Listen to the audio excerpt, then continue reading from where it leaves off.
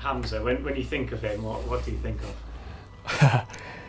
How long you got? Of course, it is very, very proud for me. He played for my country. The decision has been an amazing one for me. It's totally changed Bangladesh football, especially. He's the biggest of the biggest. He is literally like Maradona over there. I don't know what come over me, to be honest. I actually thought it was AI when I saw it. I texted him and said, this can't be real. I love this. Yeah, it's my heart, from my heart. It's definitely the biggest derby, especially in South Asia. The biggest game of my career. We have to win, we have to win, we have to win this big game. I think at that moment, you know, it's sort of game time. You get the funny feeling in your stomach, and at that time you know it's just going to get real.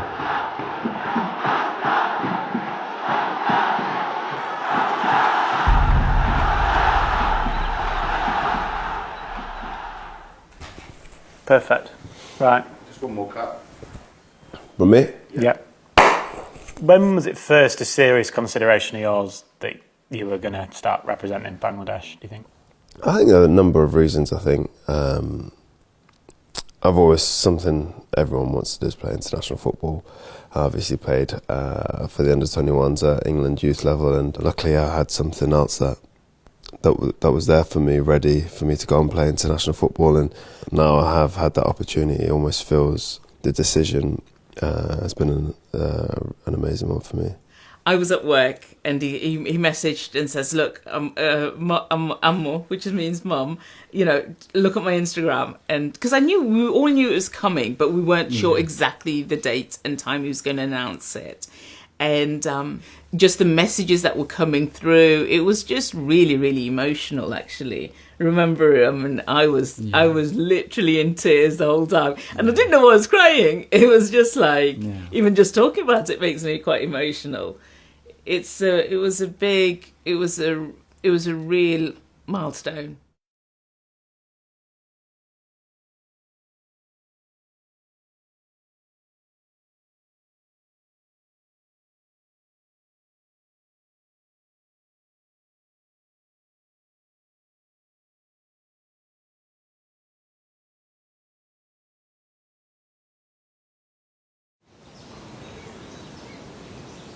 What am I making? 3 teams?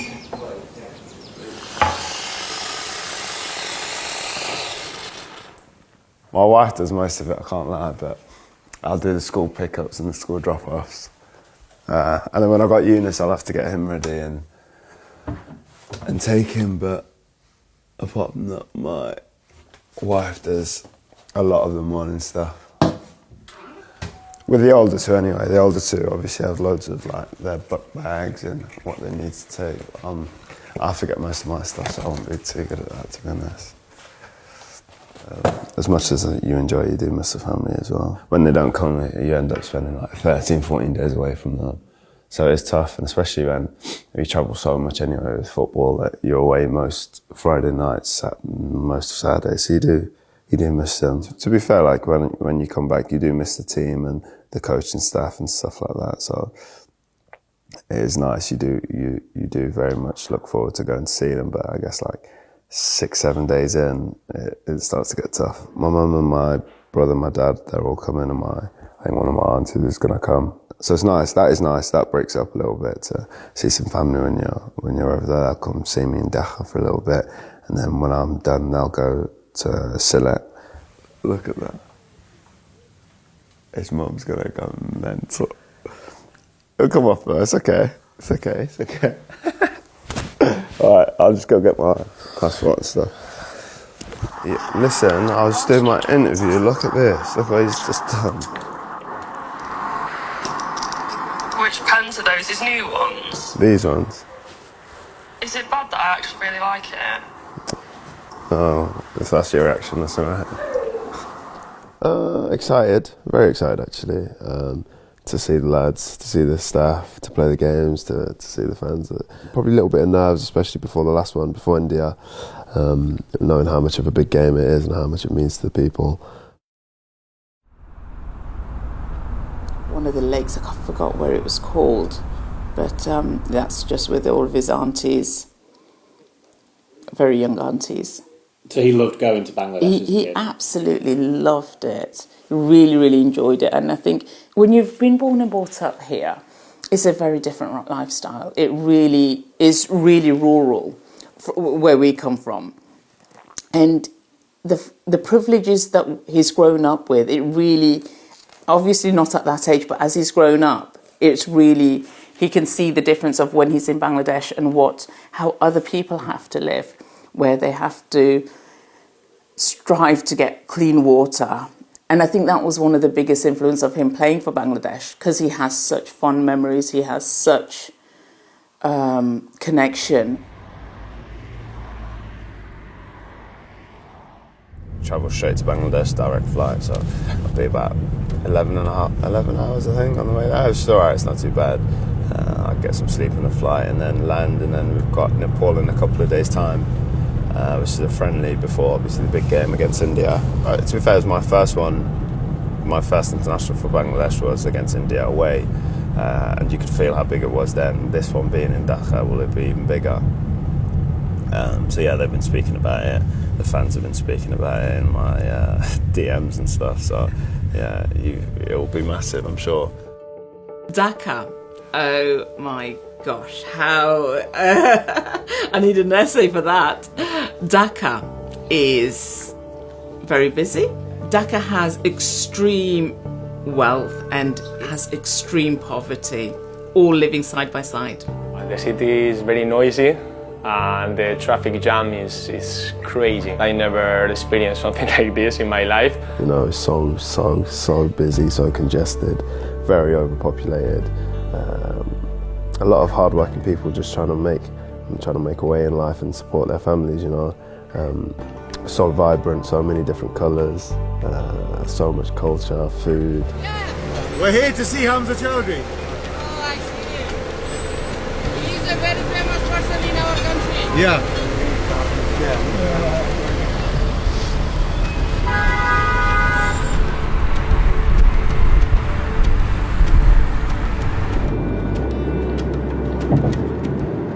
We just missed you. I think it was it the Nepal game? Overhead kick. We weren't there for it, but No. yeah, what was that like? Yeah, crazy. I don't know what come over me, to be honest, but it was just there, and I thought, why not? It was, yeah, amazing. Best goal I've scored, and you know, the best things about scoring them types of goals is going in and getting to your phone and seeing your family group chat. Our family group chat is hilarious. Some of the reactions, it's just hilarious, and that honestly makes it. Like, I can remember after scoring the goal, I can remember first thing thinking, like, I bet they're going crazy.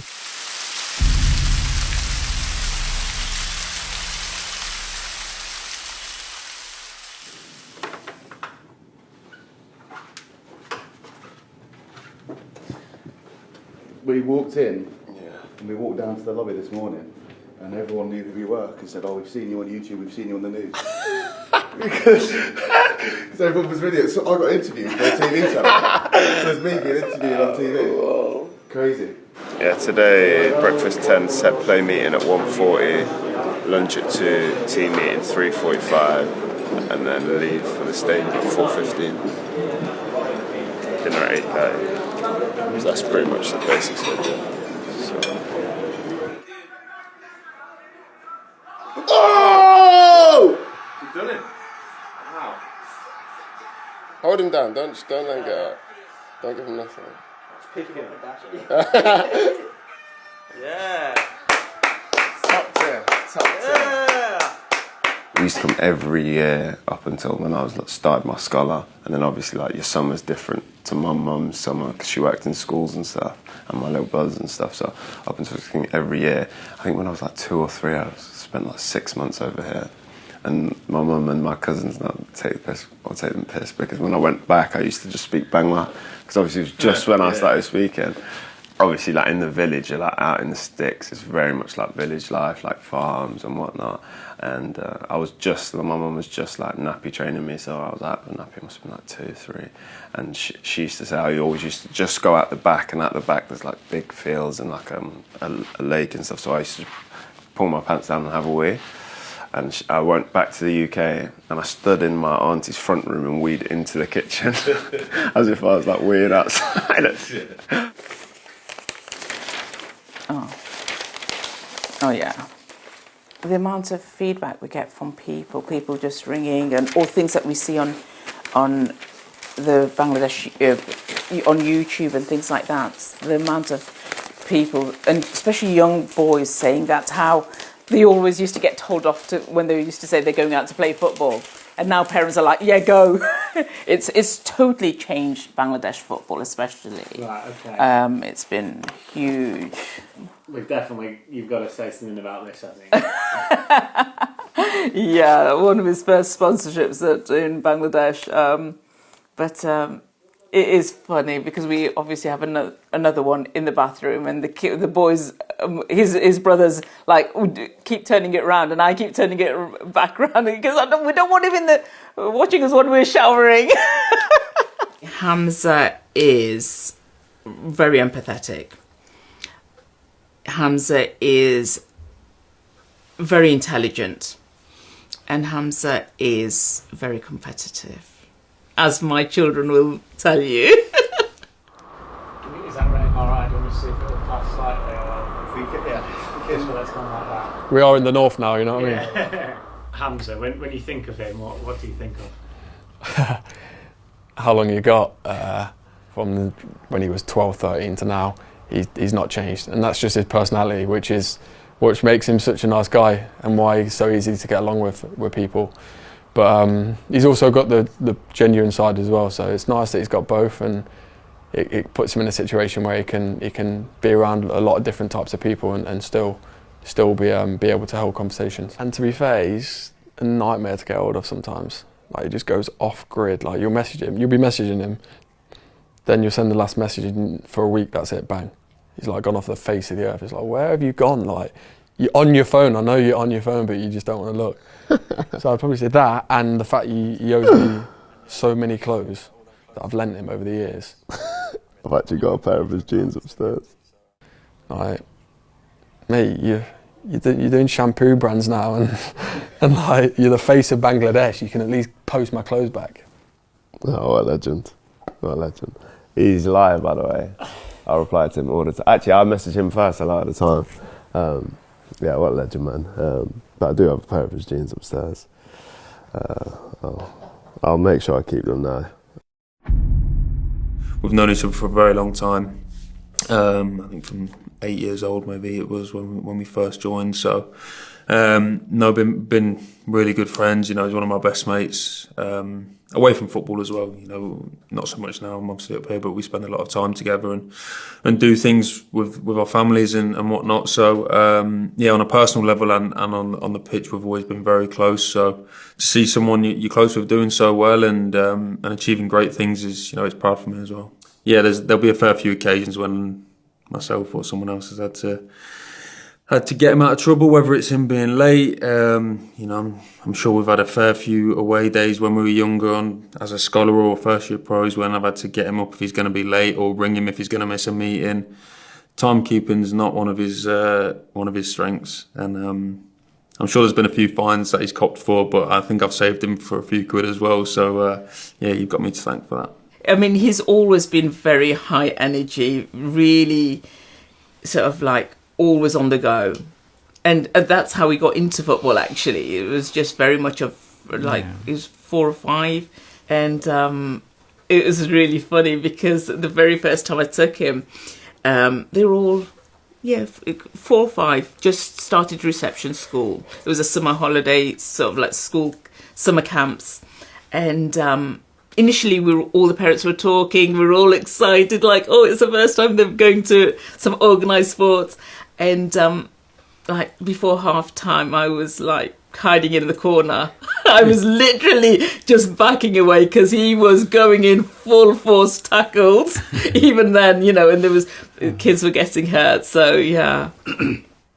Yeah, that is funny. It's funny how you have little snippets of memories from childhood, and I can remember that day so vividly. My mum bought me some T90s. As a child, I had a lot of energy, a lot of aggression probably, and football sort of moulded that, as you can probably tell in my footballing style.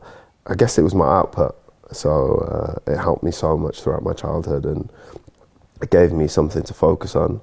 My mind was probably running at 1,000 miles an hour.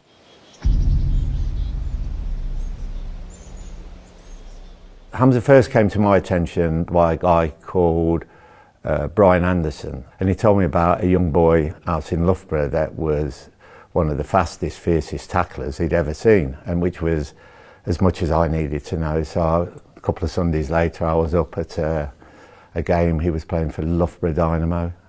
Technically, he was really raw, but he had some of the best physical skills at the time I'd ever seen in a boy of that age. His ability his quick tick, natural reaction and foot patterns to close down a ball were ridiculous.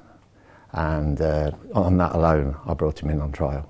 And he had a natural energy and enthusiasm that sometimes other parents might not have seen in a very positive light. There was one particular instance that comes to memory where we literally had to stop a training session because he'd hurt virtually every single player on the opposition. So I thought, I need to speak to these parents because they're going to see this different to me. So I've gone over there and I'm explaining that he hasn't actually fouled anyone. It's just he's got physical attributes that are way up and beyond one or two of the other boys here. And I says, God willing, this boy will one day play in our first team, and you can remember this conversation.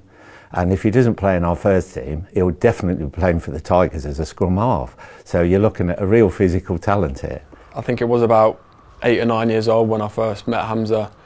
He's the year above me in the academy, but I feel like he made a beeline to sort of like support me as a young lad. I always remember that when we were growing up, he'd always go out of his way to see how I was and that. And for no particular reason, I think he just maybe seen something that he liked about me, and I'll always appreciate that. And the fact we ended up playing together in the first team, like you said, it's quite surreal. It was a dream come true at the time, two Leicester lads doing it. So yeah, memories that you'll remember for the rest of your life. Especially when he was young, you almost had to keep him on a bit of a leash. He had that I don't know what you'd call it, school football, whatever it was. I remember he used to get sent off all the time, and he had that little bit of a temper and that little wild side, which he was unique in having that side to his game. I think where he did have that edge and that bite to himself, but he's managed to sort of rein that in really well. And the other side to his game, he's such a good athlete. He gets out of the pitch so well,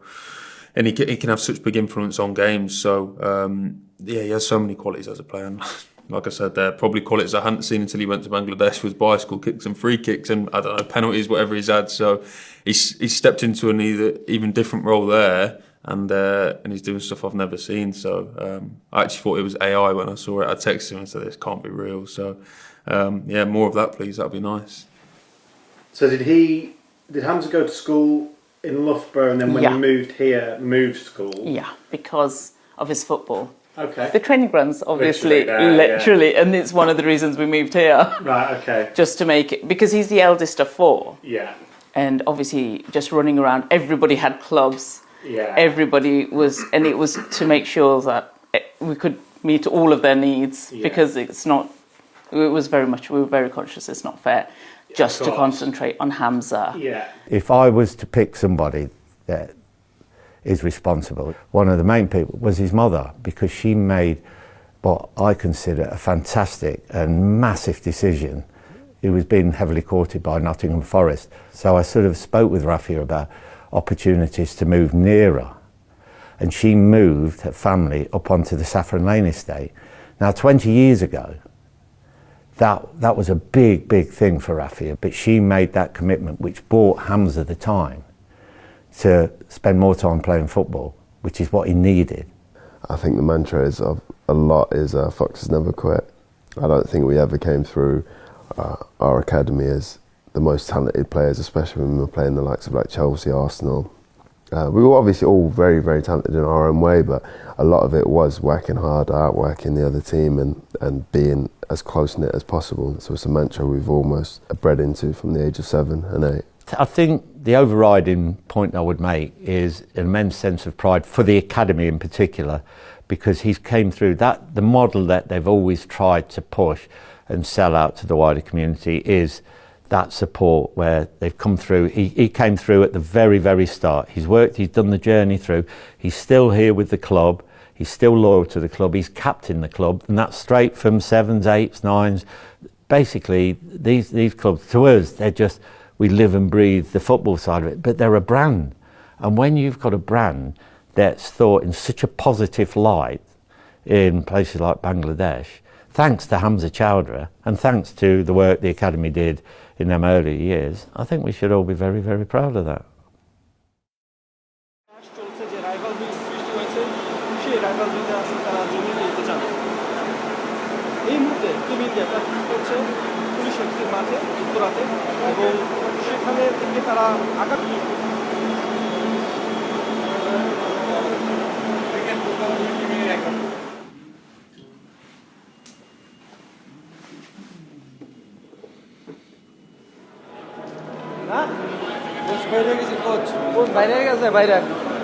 Hamza for Bangladesh, it's like we were talking before, no? It's like a Messi. When I came here and the people start talking that we could bring Hamza, and I was like, wow, if we bring these kind of players, we will make a huge step.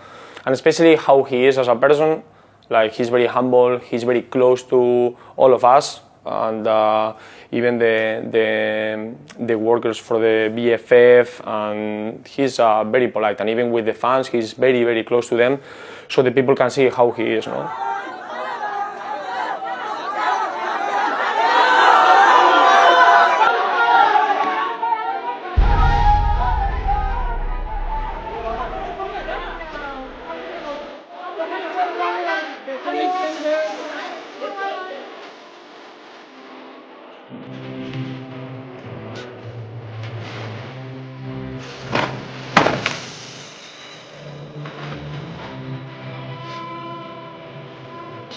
Very difficult to explain the impact that Hamza has had. Is huge in all departments. So it's, he has been, to me, as a player and technically, is obviously another level, and the impact he has had in that level on the team is huge. But to me, I always say the same. But personally, is even a higher level.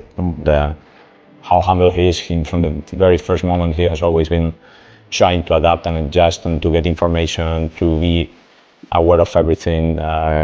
He has always trying to understand as fast as possible our idea of playing or training, always cooperating, always very easy to manage things with him. They're going to get, it's the media guy's birthday and Sadman's birthday. They're going to get him with an egg, so it might be worth recording that. Yeah, with eggs. They're going to egg him. Come on.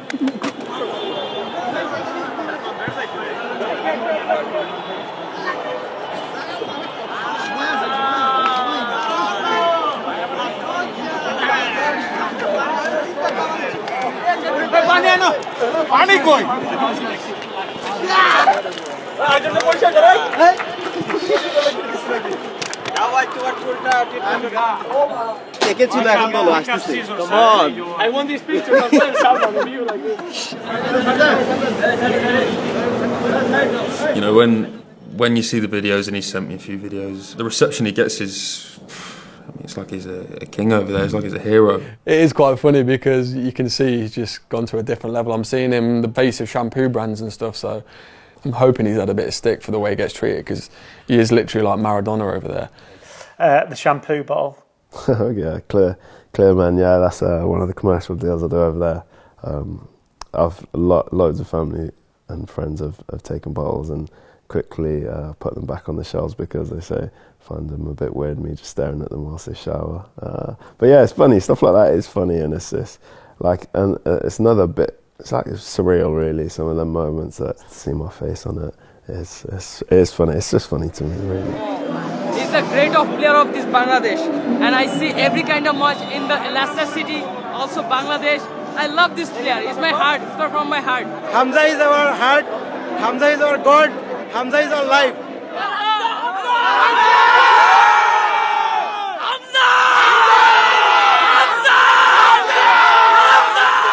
Hamza is everything for us. He's the biggest of the biggest. Nobody, no sportsman comes to near him. He's the best.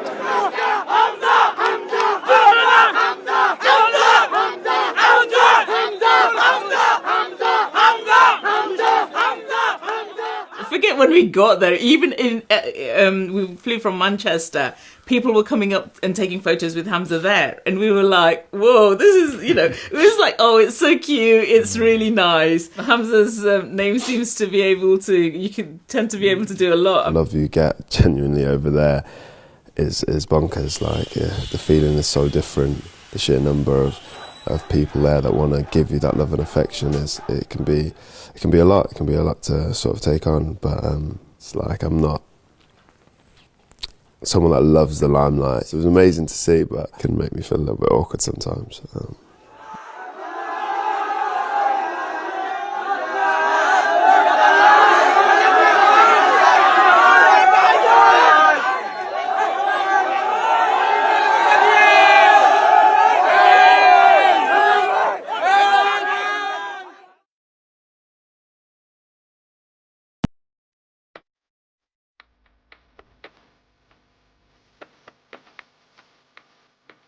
I'm an ambassador for Lido, which is a children's orphanage for homeless kids on the streets of Dhaka.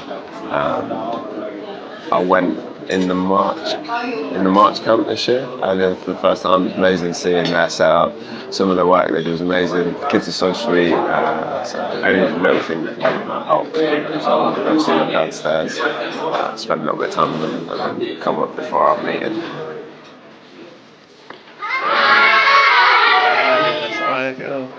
Sorry, can we okay? Sorry, can we okay? Hi. Thank you. Thank you. Thank you. They want to play with me? Okay. Bobby and me. She'll love this. Dhaka especially has like one of the highest rates of homelessness, and there's so many dark alleyways and that happen for these kids, and it's so important the work that they're doing over there. They're taking them off the streets, giving them education, putting them into pathways and giving them some stability. Like you say, for some of the kids are young as 1 or 2 years old, and you're not having kids yourself, it very much hits home. The fact that he uses his platform well is really, really, really something that we're very, very proud of. And it's something that, he seeked out himself. He says, I want to do something. And I think obviously he's seen it, how underprivileged people are in Bangladesh. And he wanted to use his platform to be able to highlight and do something positive. And he does a lot of things behind the background, a lot of things that aren't in the media, a lot of people don't know. He supports a lot of people. Sort of like in the village, do find it hard to get married because they can't afford the actual wedding. He'll contribute to things like that. He's constantly does a lot of charity work that he doesn't talk about.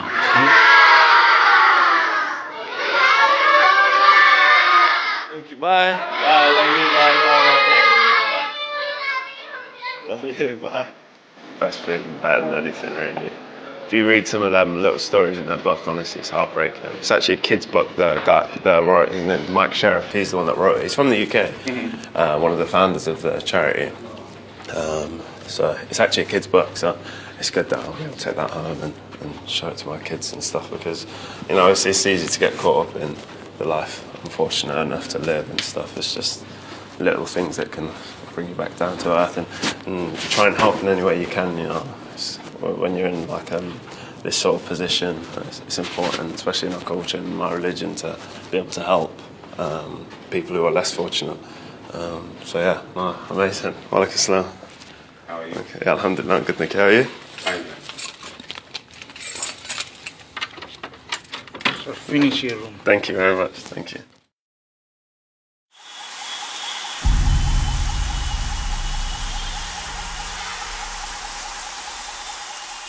Right, you seen the billboard they put on the building in the stadium? No. So we went obviously to train yesterday at the National Stadium in that building. The size of it, but it's actually that big. It's always nerves match day, but I wouldn't say nerves, more like anticipation. Like you get butterflies, excitement. I'm excited really. I'm really, really excited. Just try and take in as much fluid, eat the right stuff. try and get as much rest. So yeah, just a normal match day. The rivalry, the magnitude of that is huge and is kind of difficult to understand for those who are not from Bangladesh. No? But it's definitely the biggest derby, especially in South Asia, not only from the sports perspective, but also from, well, historically and culturally. The team lives this huge game. It's incredible. We can understand, but not that close and not that big like them. And you can feel it that the team is talking all the time about this game, and this is the game. 23 years since the last time there was a win, basically, in friendlies or in official matches. Everyone is talking about this, even in the hotel, even if you go out, everyone is telling us like, hey, we have to win, we have to win, we have to win. They don't care even about another games, you know, this is the game. The biggest game of my career, I think, because it means so much more than just a football game. It's the statement that we put out to Asia, to ourselves. We've worked so much towards this moment, like you say, full focus on winning the game and making the nation proud.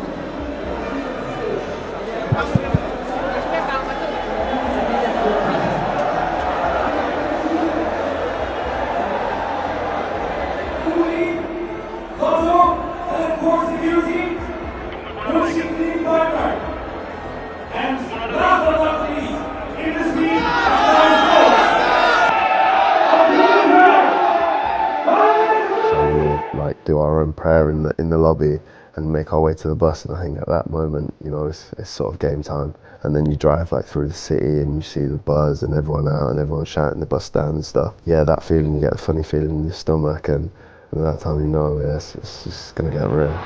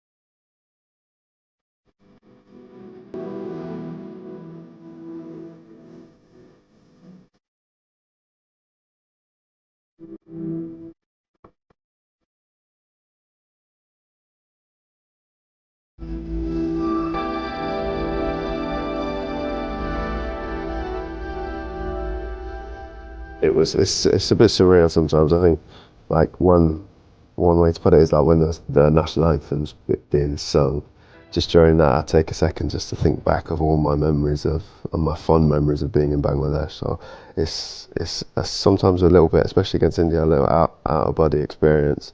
I can't stop my tears, I can't stop my tears. You know, this of course it is very proud for me. He played for my country. So yeah. Yeah, I think it's getting emotional now. Bangladesh football was going down long time. So it's come back again because of Hamza. It's not only yes, it's not only that he's playing for the country, but for him, football back again. Yeah, as in like he's been the cause for the revival of football as a nation.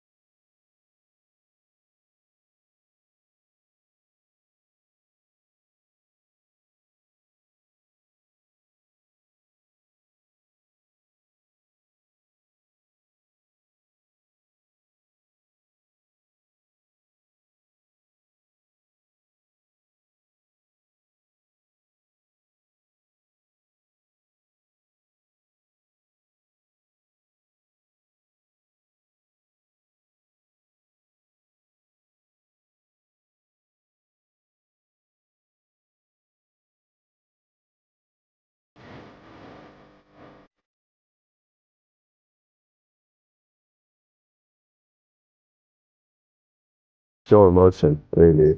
Obviously go and celebrate in the corner, but then obviously trying to recollect your thoughts, your tactics on the game.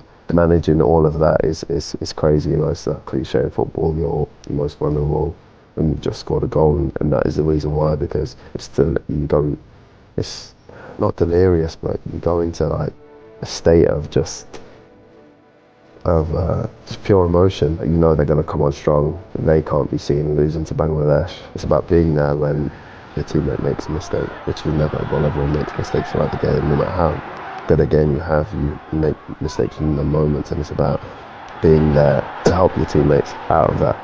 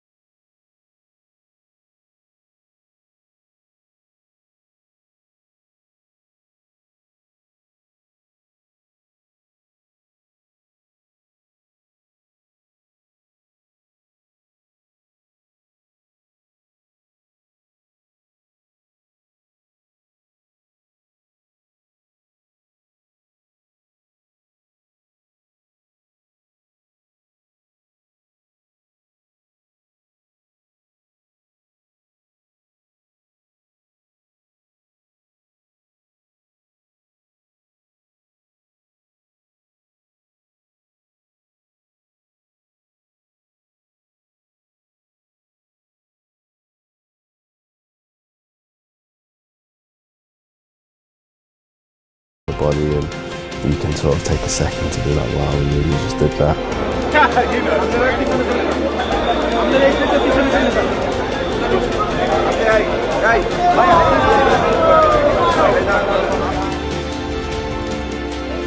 Yeah, cool. Pass on, mate. What it is. Some of them videos are sick, innit? Some of them videos are sick.